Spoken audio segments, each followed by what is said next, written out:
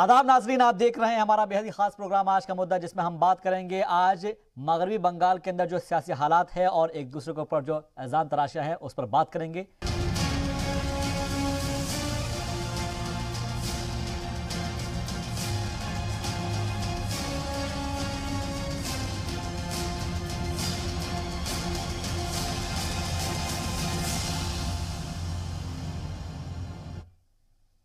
दो भाईजान दीदी परेशान, यह आज का हमारा मौजू है।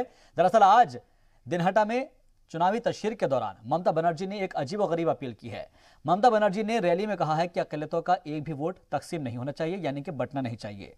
असदुद्दीन ओवैसी का नाम लिए बगैर ममता बनर्जी ने कहा है कि हैदराबाद से बीजेपी का एक लड़का आया है और उसने बीजेपी से पैसे लिए हैं और तो और अक़लियतों का वो वोट बांटना चाहता है। साथ ही फुरफुरा शरीफ के अब्बास सिद्दीकी को भी उन्होंने आड़े हाथ लिया। उधर बीजेपी ने ममता बनर्जी के मंदिर मंदिर जाने और चंडी पाठ करने पर तंज किया है। आज के मुद्दे में इसी सवाल पर होगी बात और सवाल होगा कि क्या अब वोट मजहब, जात, बिरादरी और गोत्र के नाम पर मांगा जाएगा?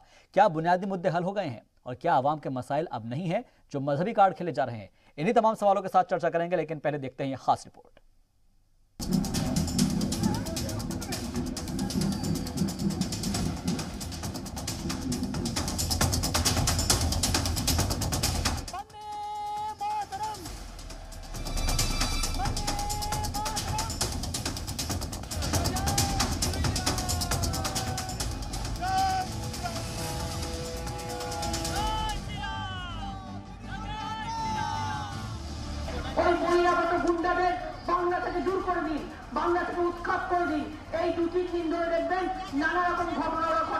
जय श्री राम का डर, जय श्री राम का डर।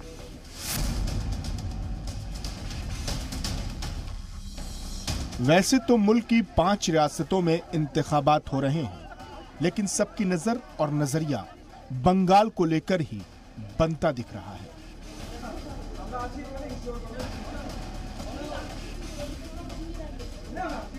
बंगाल की सियासत में वोटों की जंग उस महास पर पहुंच गई है जहां सिर्फ और सिर्फ मजहब की दुहाई दी जा रही है। बीजेपी ने जहां धर्म राजनीति का कोई भी नारा नहीं छोड़ा, तो दीदी भी इसे खेला की तरह खेल रही है। तीसरे मरहले की जंग से पहले जहां कूच बिहार में ममता ने ब्राह्मण कार्ड खेला, तो वहीं मुसलमानों को 2 भाईजानों से मुहतात रहने की हिदायत दी।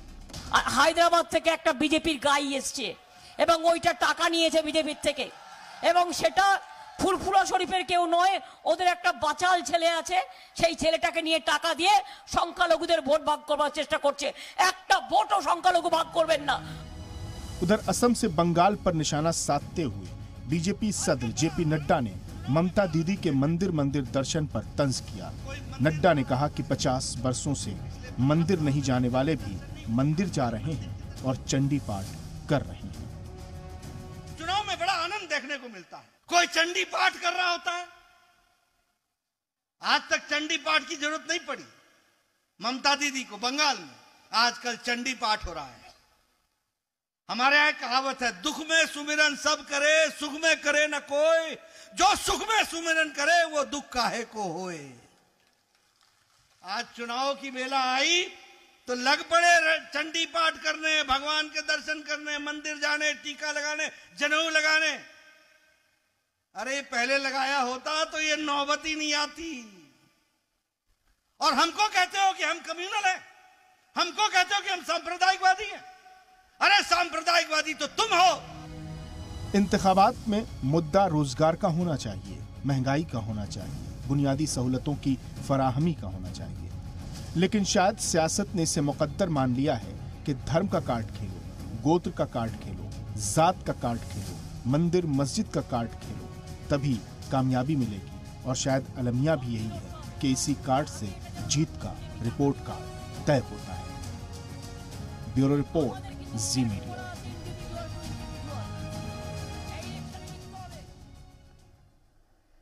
तो इस मुद्दे पर बात करने के लिए हमारे साथ खास मेहमान मौजूद हैं, उनका तारुफ करा देते हैं। हमारे साथ टीएमसी लीडर तन्मय घोष जी जुड़ रहे हैं, आपका बहुत बहुत इस्तकबाल करते हैं जी इस्लाम के इस मंच पर।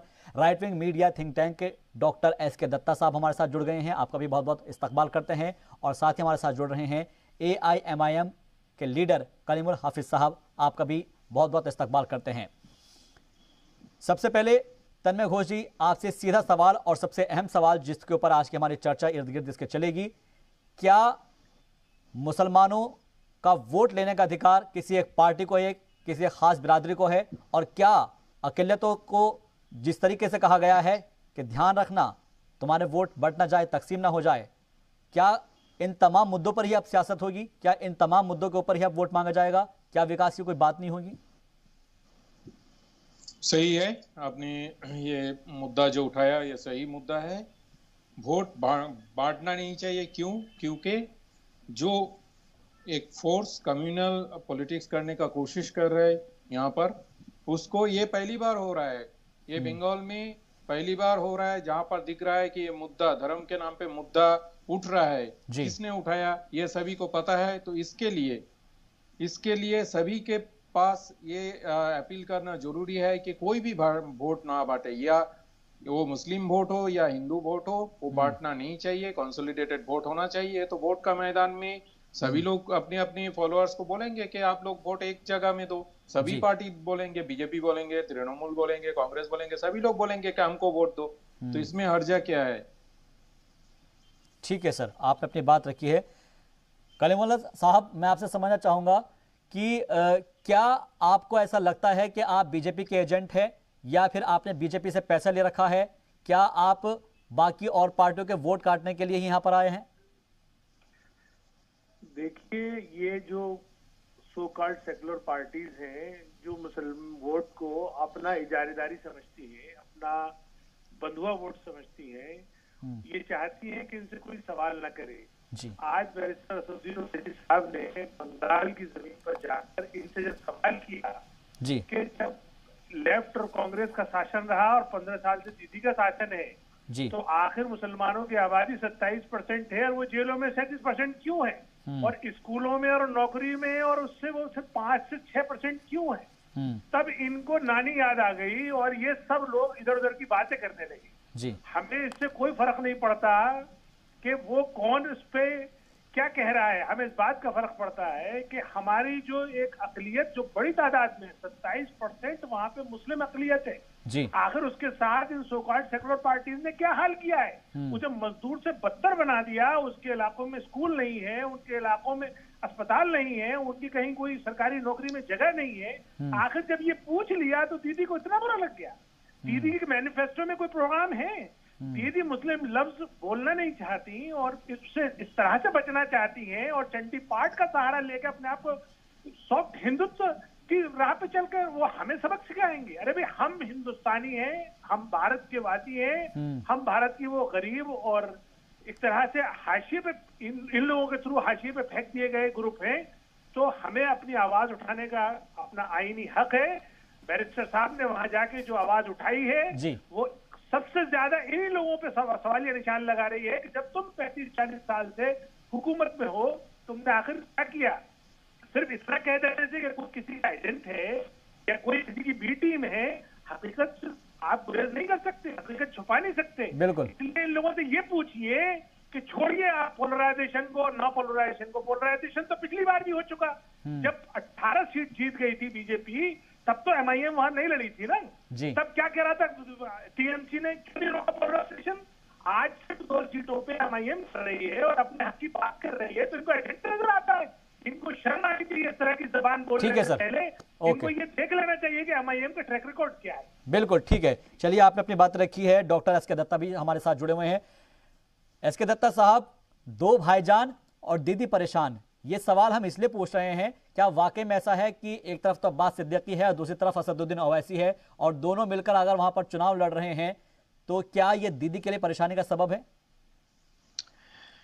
नमस्कार। दीदी तो सारी चीजों से ही परेशान रहती है।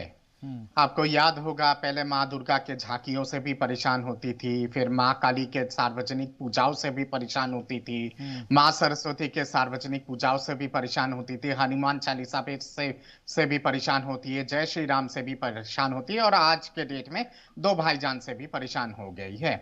सवाल यहाँ पे ये है कि आप अगर आरोप भी लगाते हो तो तथ्यों के आधार पे आप आरोप लगाओ। दीदी, क्या आप सीसीटीवी कैमरा लेके गए थे या फिर आप टेलीस्कोप लेके गए थे और तब जाके आपने देखा था कि ओवैसी साहब ने या फिर आपके अब्बास सिद्दीकी ने भारतीय जनता पार्टी से पैसा लिया है?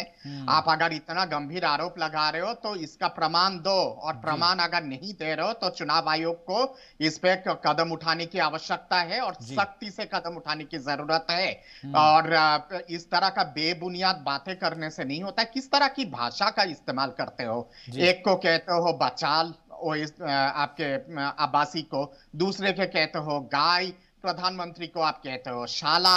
ये कोई स्तर होता है क्या बात करने का? सबसे ज्यादा सांप्रदायिक आप हो दीदी, और उसके साथ साथ सबसे ज्यादा कास्टिस्ट भी आप हो। आज आपको अपना गोत्र बताने की आवश्यकता हो रही है, ब्राह्मण की बेटी बोलने की आवश्यकता हो रहा है। आप तो जातिवादी भी हो और उसके साथ साथ सांप्रदायिक भी हो। आप शुरू से लेके हमेशा हिंदुओं के सारे रीति रिवाजों के विरोध में आपने काम किया। जब आपने देखा कि आपके जमीन तले पूरा जमीन खिसक गया है और आपका नैया डूबने वाला है, तो फिर झूठा चंडी पाठ और झूठा सरस्वती वंदना करना शुरू कर दियो, और माँ दुर्गा हे माँ काली आप करना शुरू कर दियो। क्योंकि 10 साल तक आपको माँ दुर्गा याद नहीं था, 10 साल तक आपको माँ काली याद नहीं था, 10 साल तक आपको माँ सरस्वती याद नहीं था। आज चुनाव के दौरान आपको ये सारी चीजें याद आ रही है। ठीक है सर। तो सांप्रदायिक कौन हो? सांप्रदायिक आप हो। आपके जो पॉलिटिकल पार्टी है वो सांप्रदायिक है। और एक और उपलब्धि आपने हासिल किया है, आपने ये भी साबित कर दिया कि आप जातिवादी भी हो। ठीक है सर, आपने अपनी बात रखी है। तन्मय जी से मैं समझना चाहूंगा इस बारे में। तन्मय जी, क्या अभी इसकी जरूरत आन पड़ी है कि ब्राह्मण कार्ड भी खेला जा रहा है, चंडी पाठ भी पढ़ा जा रहा है, गोत्र भी बताया जा रहा है, जात बिरादरी भी बताई जा रही है, टीका भी लगाया जा रहा है, जनेऊ की बात भी कही जा रही है? आखिर ऐसा सब क्यों? तरक्की से कोई काम नहीं चलने वाला क्या? अच्छा सवाल है। मैं फिर पहले दो चीज क्लियर कर देता हूं। एक तो दीदी के घर में हर साल काली पूजा होता है, यहाँ पर बहुत सारा लोग इनवाइटेड रहते हैं। तो ये ऐसा नहीं है कि दीदी काल से काली पूजा चालू कर दिया। और ये कोई भी पूजा करना किसी का अगर हक है तो वो तो किसी का कोई पार्टी का तो बिरादरी नहीं है, और वो ऐसा नहीं है कि वो छोड़ के और दूसरा किसी को कोई धर्म मना नहीं सकता, ऐसा नहीं है। ये इंडिविजुअल विश्वास का बात है। तो दीदी का विश्वास उनके ऊपर है, और दूसरे का अगर कोई विश्वास है, धर्म का विश्वास, तो वो उनके ऊपर है। उसमें पॉलिटिसाइज करना ठीक नहीं है, पहला चीज। तो ये जो जय श्री राम बोलने की कोशिश हो रहा है कि इसमें प्रॉब्लम है, क्योंकि ये पॉलिटिकल स्टेटमेंट है, ये रिलीजियस स्टेटमेंट नहीं है। ये बीजेपी का लीडर ने खुद बोला कि ये पॉलिटिकल स्टेटमेंट है। Point number 1। पॉइंट नंबर 2 है कि एमआईएम जो बोल रहे हैं सही है, सभी का ये गणतंत्र है, हमारा देश महान देश है भारतवर्ष, वहां पर कोई भी किसी भी जगह से चुनाव लड़ सकता है, क्यों नहीं लड़ सकता है। लेकिन एक चीज मैं पूछना चाहूंगा कि आप चुनाव के टाइम में, अभी 1 महीना बाकी है आगे, और अभी बोल रहे हैं कि आप चुनाव लड़ेंगे, तो आप कहाँ थे बंगाल में? बंगाल में इतना दिन कहाँ थे? कहाँ थे जब बंगाल में अम्फान हुआ था? कहाँ थे जब बंगाल में ये लॉकडाउन हुआ था? कहाँ थे 2 साल पहले? कहाँ थे 3 साल पहले? तो सडनली ये चुनाव के टाइम में आके 15 दिन 1 महीना पहले आके आपको क्यों लगा कि हमारा मुस्लिम का हक छीनना जरूरी है? एकदम सही किया। ये आपका अगर लगता है तो ये लड़ना चाहिए, मैं इसके साथ सहमत हूँ। लेकिन क्यों ये चुनाव का 15 दिन या 1 महीना पहले? तब तो सभी के मन में यही क्वेश्चन उठेगा, यही डाउट होगा कि ये वोट बांटने के लिए तो नहीं आए। ठीक है, इस डाउट को क्लियर कर लेते हैं। राजनीति करेंगे। ओके सर, तो आप करिए ना यहाँ पर। ठीक है, इस डाउट को क्लियर कर लेते हैं। कलीमुल हबीब साहब, डाउट ये है कि आप 15 दिन पहले, 3 महीने पहले या 6 महीने पहले आकर जो है यहाँ पर प्रचार करने लगते हैं, चुनावी तशहीर करने शुरू कर देते हैं। 2 साल पहले कहाँ थे, या फिर लॉकडाउन के वक्त कहाँ थे? ये सवाल है टीएमसी की तरफ से। देखिए, जमहूरियत में इलेक्शन एक ऐसा मौका होता है जहाँ पे मुद्दे डिस्कस होते हैं और इलेक्शन लड़के ही चैलेंज किया जाता है। उससे पहले तो जो दीदी का और बीजेपी का जो टसल है वो आपके सबके सामने है। यानी जो सूबाई हुकूमत है उसने MIM के लोगों को कितना परेशान किया है, कितना हिरासत में किया है, यानी कि इतना उन्हें ब्लैकमेल किया है कि हमारे वर्कर्स को उन्होंने कोई कसर नहीं बाकी छोड़ी। ये तो हमारे बहादुर वर्कर्स हैं, ये बहादुर कारकुनान हैं जिन्होंने हिम्मत नहीं आ रही है और उन्होंने मजलिस का परचम उठा के रखा है। इन्होंने कुछ इलेक्शन से पहले कोई कसर उठा के नहीं रखी। अब तो आखिर आ गया जब इलेक्शन डिक्लेयर हो गया और हम लोग उस इलेक्शन लड़ रहे हैं, तब हम अपनी बात कह रहे हैं। तो आप बताइए, जमहूरियत में इलेक्शन के वक्त नहीं कहेंगे तो कब कहेंगे? बिल्कुल, ये बिल्कुल राइट टाइम है। दूसरी बात ये कह रहे हैं कि साहब 15 दिन या महीने हक के लिए लड़ना है, आपको अगर हक के लिए लड़ना है तो क्यों आप रास्ते पे नहीं उतरे थे? क्यों एक साल से आपको नहीं दिखाई दिया? क्यों 2 साल से नहीं दिखाई दिया? जुल्म जो ढाया हमारे वर्कर्स पे, आप अपने सरकार से पूछिए। जो राज्य सरकार दीदी के अंडर में चलती है उसने हमारे वर्कर्स को कितना परेशान किया है। यानी हम तो अगर वो बहादुर तो ये मुद्दा आप पहले क्यों नहीं उठाए? आपके तो संसद में है, ओवैसी साहब खुद एक संसद है जो अच्छे बोलते हैं, तो वो क्यों ये मुद्दा उठाया नहीं? क्यों ये मुद्दा मीडिया के सामने आया नहीं? तकरीर उठा के देखिए, बिल्कुल मुद्दा उठाए वो। आप देखिए ना, आप अपने पूरा उनका भाषण सुनिए। उन्होंने कहा कि दीदी ने इतना परेशान किया। उन्होंने यहाँ तक भी कहा कि ठीक है, हमें आप जो इल्जाम लगाना चाहो लगाओ, आप झूठ बोल रहे हो ये पूरी दुनिया जानती है, लेकिन सच्चाई तो बताओ कि आपके शासन काल में 15 साल में आखिर मुसलमानों की इतनी बुरी हालत क्यों बंगाल में? 10 साल 10 साल में इतनी बुरी हालत क्यों? इन 10 साल तो बहुत होते हैं जमहूरियत में, इसमें तो हालात सुधर जाने चाहिए थे। ठीक है सर, ओके, आपने अपनी बात रखी है। डॉक्टर दत्ता, मैं आपसे समझना चाहूंगा, बीजेपी की तरफ से ये कहा जाता है कि उनके कारकुनान का कत्ल किया जा रहा है, उनके वर्कर्स को मारा जा रहा है, और यहाँ पर AIMM की तरफ से भी कहा जा रहा है कि उनके हरेसमेंट किया जाता है, उनको जो है यहाँ पर प्रचार करने नहीं दिया जाता अपनी पार्टी का। क्या बंगाल में कुछ ऐसे ही हालात है? बिल्कुल ऐसा ही हालत है और बहुत ही खतरनाक हालत है। आपने देखा होगा कि पोलिंग के दौरान नंदीग्राम में दीदी ने किस तरह से एक 1,500 लोगों का हुजूम को लेके किस हिसाब से एक बूथ पे कब्जा करने की कोशिश की थी और 2 घंटे तक किस तरह से बूथ के अंदर पूरा बैठ गई थी। इसी से दर्शाता है कि किस तरह का गुंडा राज और गुंडा नीति वहां पे चल रहा है। मैं सुन रहा था TMC के प्रवक्ता को, वो कह रहे थे कि आम्फान के दौरान, हाँ, आम्फान के दौरान TMC के लोग काटमानी, चाल चोरी, त्रिपाल चोरी, फिर उसके साथ साथ आम्फान के पैसा चोरी को लेके, सारे तेल चोरी को लेके, सब चीजों को लेके नतमस्तक थे। चोरी हो रहा था सरेआम। उस समय नंदीग्राम के जो आम नागरिक है उन लोगों ने बताया है कि किस तरह का हालत था और अभी भी क्या हालत है। मैं खुद वहां पे होके आया हूं, बंगाल के वो सारे क्षेत्र से। मैंने अपने आंखों देखी, मैंने देखा है किस तरह से लोग अभी भी वहां पे जी रहे और किस तरह से लोग एक तरह से संघर्ष कर रहे। आपकी इतनी शानदार उपलब्धि है 10 साल की, इतनी शानदार अगर उपलब्धि होती तो फिर आपको फुटबॉल लेके खेला होबे करने की कोई आवश्यकता नहीं होता, गाली देने की कोई जरूरत नहीं होती। आप अपना रिपोर्ट कार्ड लेके जनता के सामने जाते और हाई तौबा नहीं मचाते और रोते नहीं है। और इसके साथ साथ एक और महत्वपूर्ण विषय यहां पे उठाता हूं। सचार कमेटी के रिपोर्ट के मुताबिक बंगाल में मुसलमानों का जो हालत है पूरे भारत में सबसे खराब है। चाहे वो बेरोजगारी के मामले में हो, चाहे वो शिक्षा के मामले में हो, चाहे वो कुपोषण के मामले हो, चाहे वो हेल्थ इश्यूज को लेके 10 साल में अपने माइनॉरिटी कम्युनिटी के लिए आपने किया क्या है? बिल्कुल, ये सवाल बहुत अच्छा आपने बताया है डॉक्टर दत्ता। आपने मेजॉरिटी कम्युनिटी के लिए आपने कुछ नहीं किया है। जिसके बारे में आप कहते हो ना कि ये दूध देने वाली गाय है, इसकी लात खाने के लिए मैं तैयार हूं। ये तो 27% मुसलमान कम्युनिटी है, उनके लिए भी आपने क्या किया है? ओके सर, ये तो और कुछ कहता है।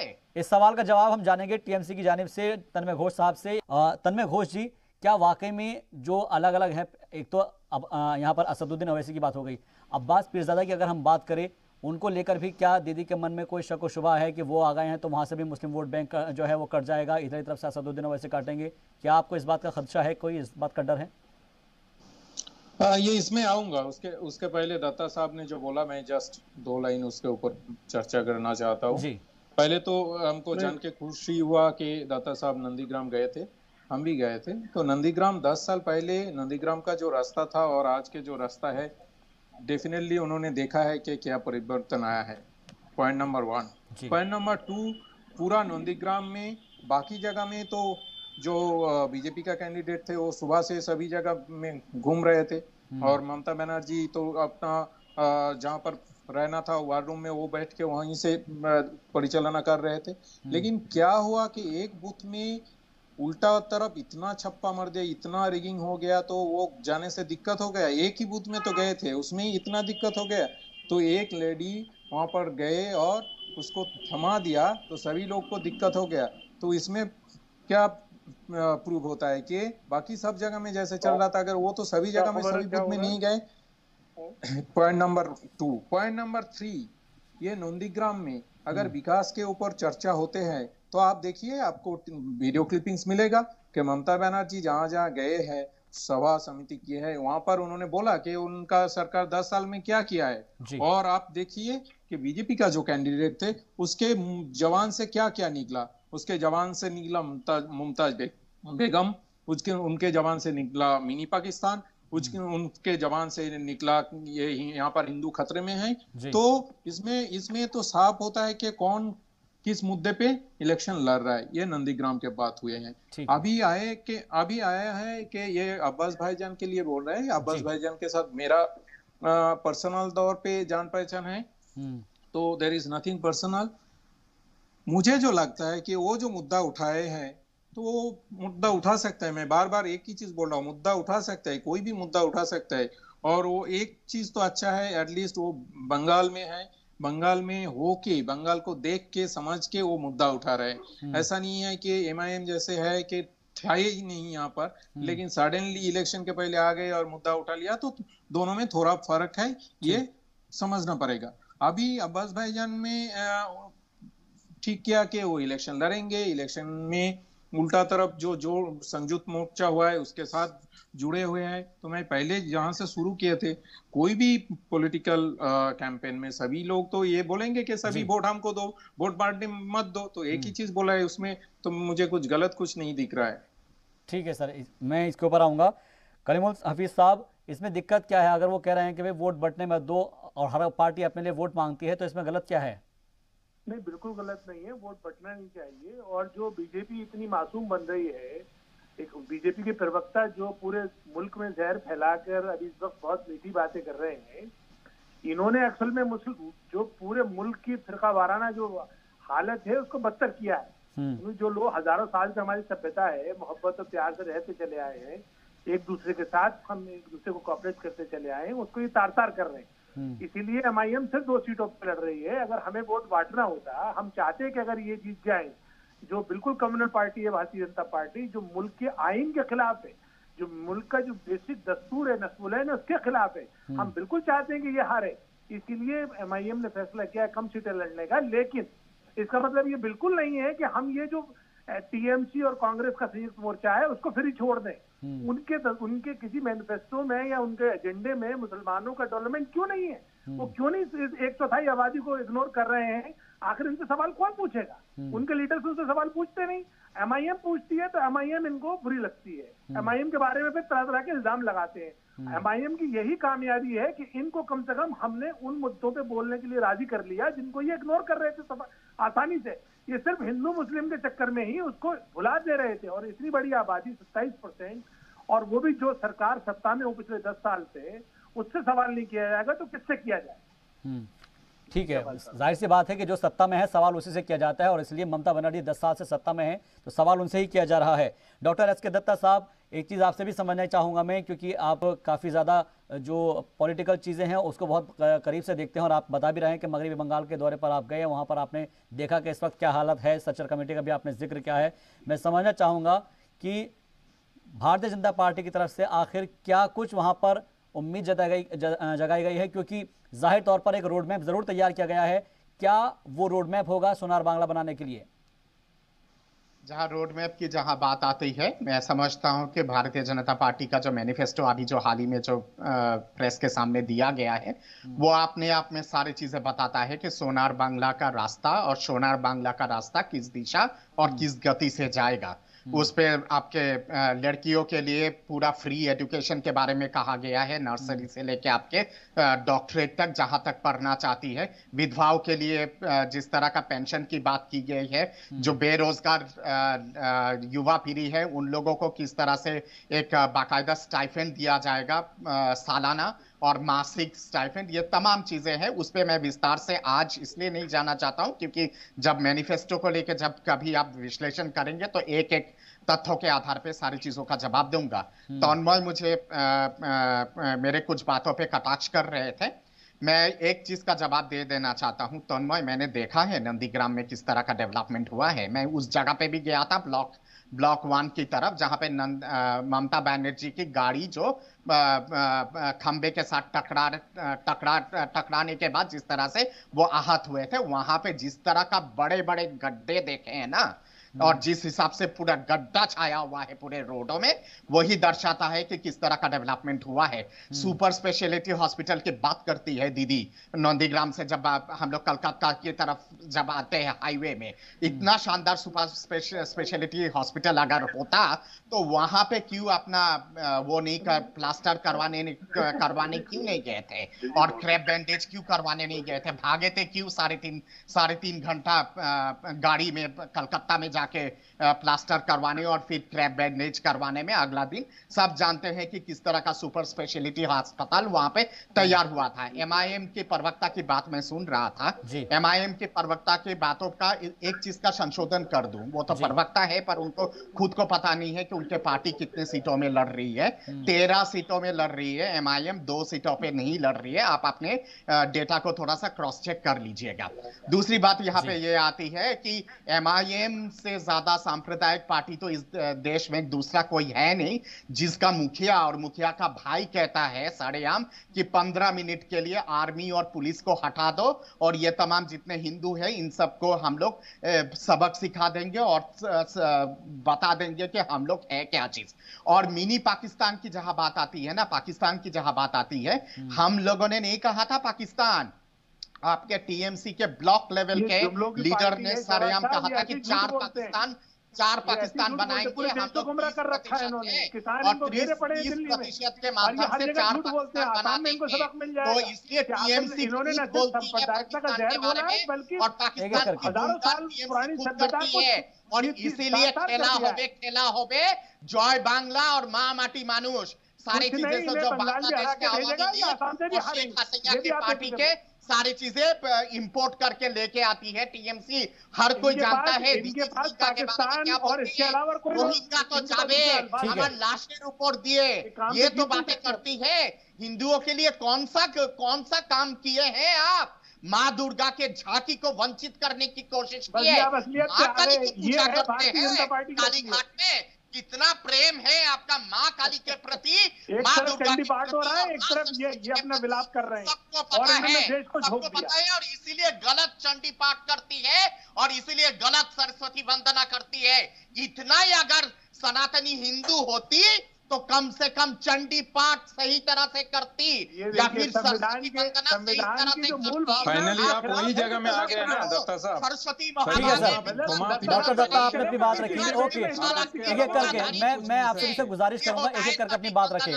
ओके डॉक्टर साहब, आपने अपनी बात रखी है। आपने गलत ठहराया है कि ममता बनर्जी जो भी कुछ कर रहे हैं वो गलत कर रहे हैं, उनका चंडी पाठ भी आप गलत बता रहे हैं, उनकी पूजा पद्धति भी गलत बता रहे हैं। ठीक है, आप अपने तरफ से उनको गलत ठहरा रहे हैं, लेकिन तन्मय घोष साहब, आखिर ममता बनर्जी को चंडी पाठ की जरूरत क्या पड़ रही है? अगर आपने काम कराया हुआ है, आपका जो एक अपने एक पूरा जितने भी 10 साल बिताए हैं, उन 10 सालों के अंदर आप तो अपना रिपोर्ट कार्ड लेके जाते हैं, बोलते दिखेगा आवाम से कि हमारा ये रिपोर्ट कार्ड है, हमने ये काम किया है, हमें फर्क नहीं पड़ता कोई चंडी पाठ करे या कोई जय श्री राम का नारा लगाए। सही है, तो आप पहले एक चीज बताइए। मैं पहले से एक चीज ही समझने की कोशिश कर रहा हूँ कि ये किसी का जागीरदार है क्या, कि अगर कोई बोले कि हमको छोड़ के और कोई चंडी पाठ नहीं कर सकता है, मतलब हिंदुत्व का जागीरदार कोई ठेका लेके रखा है क्या?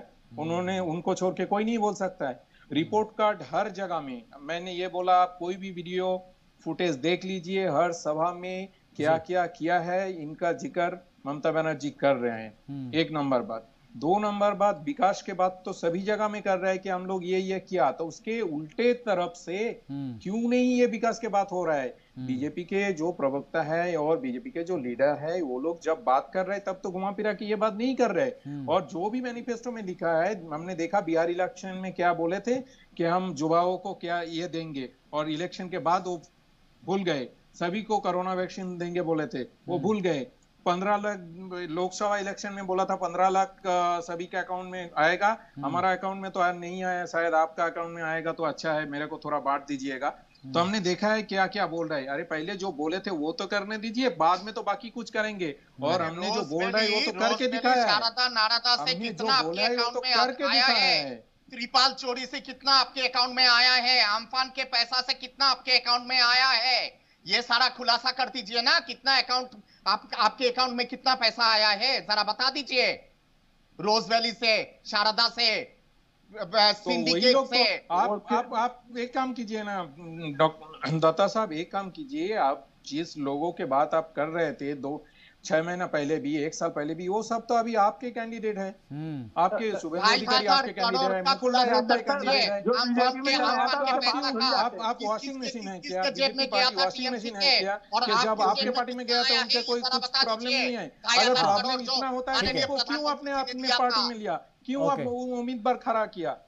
अगर इतना ही आपको करना है कि सही चीज करना है, हाँ कीजिए ना।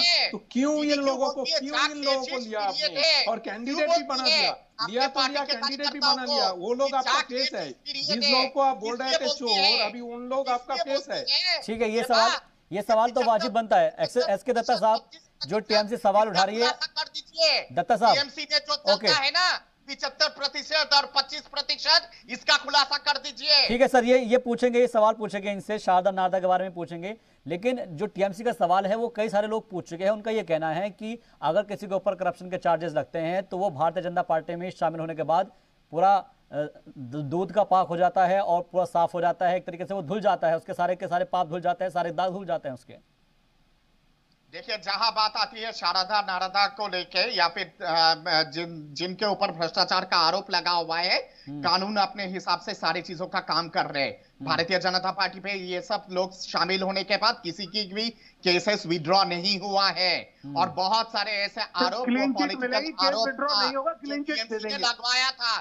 10 साल तक जब आपके पार्टी में था तब तो सबके सब बहुत भालो चले, मेरा तो खूब भालो चले। हाँ। ये तो बहुत मेरे लाडला बेटा है, मेरे लाडली बेटी है। और जैसे टीएमसी से निकला, वहां के कुशासन के चलते, वहां के भ्रष्टाचार के चलते, हाँ। और वहां के तानाशाही के चलते और वहां के रोहिंग्या नीति के चलते, उसके बाद ही सबके सब भ्रष्ट हो गए और सबके सब खराब हो गए। हाँ। अगर इतना ही भ्रष्ट थे वो लोग तो 10 साल तक गोद में बिठा के पाले थे क्यों? जवाब दीजिए। ओके, घोष साहब, तन्मय जी जवाब दीजिए इसका। ये भी वाजिब सवाल है कि अगर वो करप्टेड हैं तो आपने उनको 10 साल तक बिठा के क्यों रखा अपने पास? ये खराब है, इसको टीएमसी 10 साल से पाला है, ठीक है, बहुत खराब काम किया है, लेकिन वो एक ही लोग को आपने फिर क्यों पाल रहे हैं? अगर इसको लग रहा है कि आपको खराब, तो फिर क्यों पाल रहा है? ये पॉइंट नंबर 1। पॉइंट नंबर 2 मैं बोल देता हूँ। आप जय बांग्ला लेके उठाया है, आपको पहले पता होना चाहिए कि ये जय बांग्ला स्लोगन पहले बोला था कौन?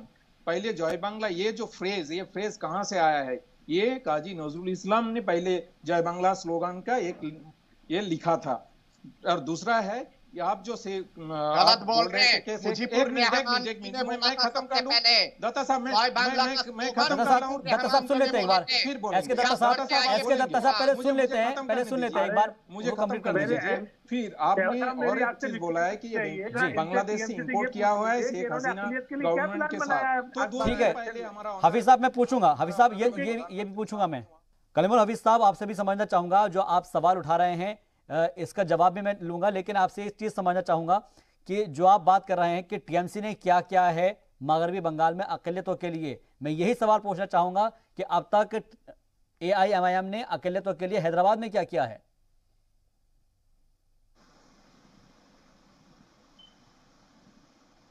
कलीमुल हफीज साहब आपसे सवाल है।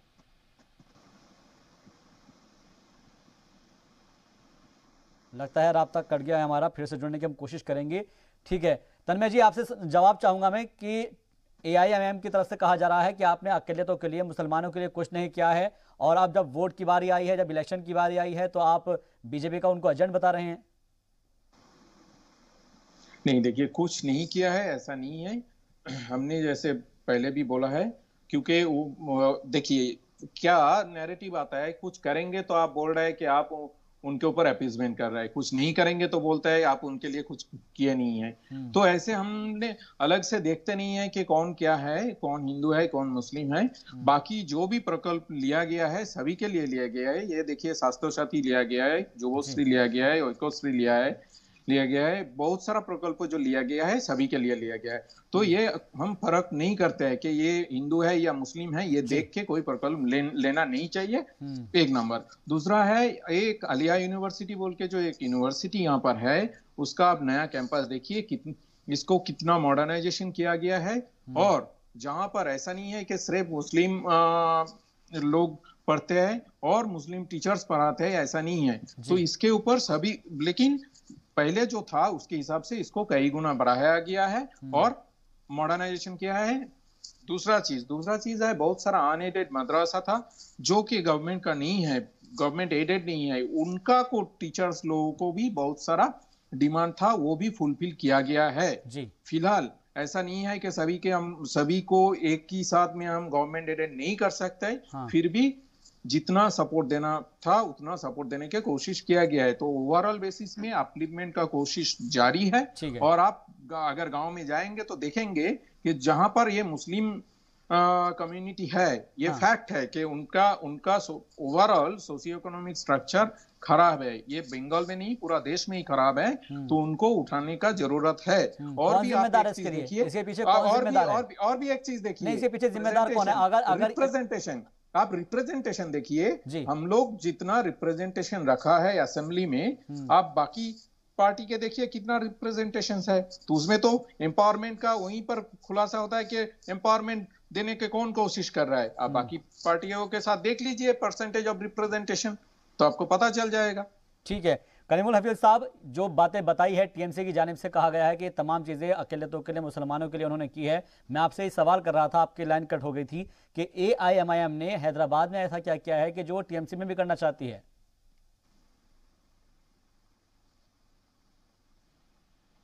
कलीमुल हफीज साहब, सवाल आपसे है जी। हाँ, मुझे दोबारा से दोहराइए। मैं ये कह रहा हूँ कि आखिर एआईएमआईएम ने मुसलमानों के लिए हैदराबाद में या बाकी जगहों पर ऐसा क्या क्या है जो टीएमसी के गढ़ में या फिर बंगाल में करना चाहती है? देखिए, मजलिस ने हैदराबाद में अक़लियतों के लिए 250 रेजिडेंशियल स्कूल बनाए, जिसमें खाना, रहना, पढ़ना सब फ्री है। और उसमें 250 स्कूलों में 9 लाख बच्चे पढ़ते हैं, और वो गरीब बच्चे पढ़ते हैं जिनको सीबीएसई और इंग्लिश मीडियम की एजुकेशन मिलती है। क्या उस जैसी स्कीम टीएमसी वहां नहीं ला सकती? दूसरी बात, ये बिल्कुल झूठ बोल रहे हैं टीएमसी वाले। कलकत्ता में मिल्ली अलमीन कॉलेज है, जहां पे 600 बच्चियां पढ़ती थी अब से 10 साल पहले। इनका जो शिक्षा मंत्री है और जो कलकत्ता का मेयर था, उन दोनों ने मिलके वहां एक ऐसी प्रिंसिपल को अपॉइंट किया जिसने काम नहीं होने दिया, और 10 साल में वहां सिर्फ 40 बच्चियां रह गई। और अभी 3 महीने पहले जब 40 बच्चियां धरने पे बैठ गई, तब जाके इस सरकार के कान पे जू रहेंगी और उस प्रिंसिपल को ट्रांसफर किया। तब जाके मिल्ली अलमीन कॉलेज, जो सिर्फ और सिर्फ मुसलमानों ने बनाया है, उसमें सरकार का कोई लेना देना नहीं है, वो कॉलेज आजाद हुआ। ये इस तरह का टीएमसी ने मुसलमानों को इस दबाने के लिए कहीं से अपनी आवाज ना उठा और कॉलेज तक को बर्बाद कर दिया। मिल्ली अलमीन कॉलेज कलकत्ता के दिल में है, बिल्कुल बीचों बीच में है, उसके साथ ऐसा बर्ताव क्यों किया कि जहाँ 600 बच्चियां थी और सिर्फ 40 बच्चे रहते? आज कौन देगा? ठीक है सर, दत्ता साहब कुछ कहना चाह रहे हैं। ओके दत्ता साहब। जी, सबसे पहले बात यह है कि दीदी खुद तय कर ले कि बीजेपी की बी टीम है कौन। सीपीएम भी बीजेपी के बी टीम, कांग्रेस भी बीजेपी के बी टीम, असादुद्दीन ओवैसी के पार्टी भी बीजेपी के बी टीम, फिर आपके अब्बास के पार्टी भी बीजेपी के बी टीम। अगर सभी बीजेपी के बी टीम है तो फिर तो बीजेपी बंगाल में अव्वल नंबर पे है, नंबर 1 है। और इसीलिए सबके सब भाजपा के बी टीम हो गए हैं, क्योंकि उनको पता है कि लहर किस तरफ है।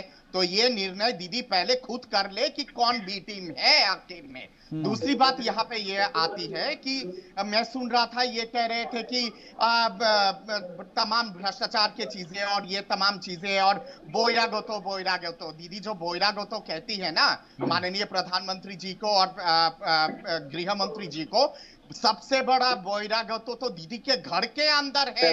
इनके जो भाईपो है, इनका जो भतीजा है, भतीजा के जो मिसेस है वो थाईलैंड की नागरिक है, थाईलैंड की है, हिंदुस्तानी नहीं है। बोइरागोतो तो वो सबसे बड़ा बोइरागोतो तो दीदी के घर के अंदर है। फिर बैंक अकाउंट कहाँ पे है? थाईलैंड के बैंक के साथ है, जहां पे सारे सिंडिकेट और टोलाबाजी का और कटमानी का पैसा गया था। और उपलब्धि पे क्या है? कोयला चोरी, बालू चोरी, सिंडिकेट, टोलाबाजी, ये तमाम चीजें तो है उपलब्धि में। तो इसलिए आपने गिरिबान में झांक के देखिए पहले, जो लोग कांच के घर में रहते हैं ना, दूसरे पे तिनका फेंकने की आवश्यकता नहीं होती है, क्योंकि हम लोग अगर एक तिनका अगर फेंकेंगे, 18-19 में तिनका फेंके थे, 18 निकल गया था आपके हाथ से, और आपकी बार तो इतना शानदार तिनका फेंक रहे कि 21 में पूरा साफ हो जाएंगे आप लोग। 19 में हाफ, 21 में साफ। ठीक है, ओके जी। मेरा सिर्फ इतना सा कहना है कि बीजेपी जिसने पूरे मुल्क को एक ऐसी दलदल में फंसा दिया है जहां इसने न सिर्फ समाज को बांटा है, इसने इकोनॉमी का बंटाधार कर दिया है। मुल्क की जो सरहदें हैं वो गैर महफूज है। मुल्क का हर आदमी अपने आप को ठगा हुआ महसूस कर रहा है। और इसने हैदराबाद में तीसरे नंबर पे गए आप लोग। म्युनिसिपल चुनाव में हैदराबाद में तीसरे नंबर पे गए हैं। कहते थे कि हैदराबाद आपका किला है, डॉक्टर दत्ता सुन लेते हैं। परिंदा भी नहीं आ सकता है, तीसरे पोजीशन पे कैसे चले गए? परिंदा इसलिए नहीं आ रहा क्योंकि ये चीन के साथ मामला है। तो तीसरे पोजीशन में कैसे गए?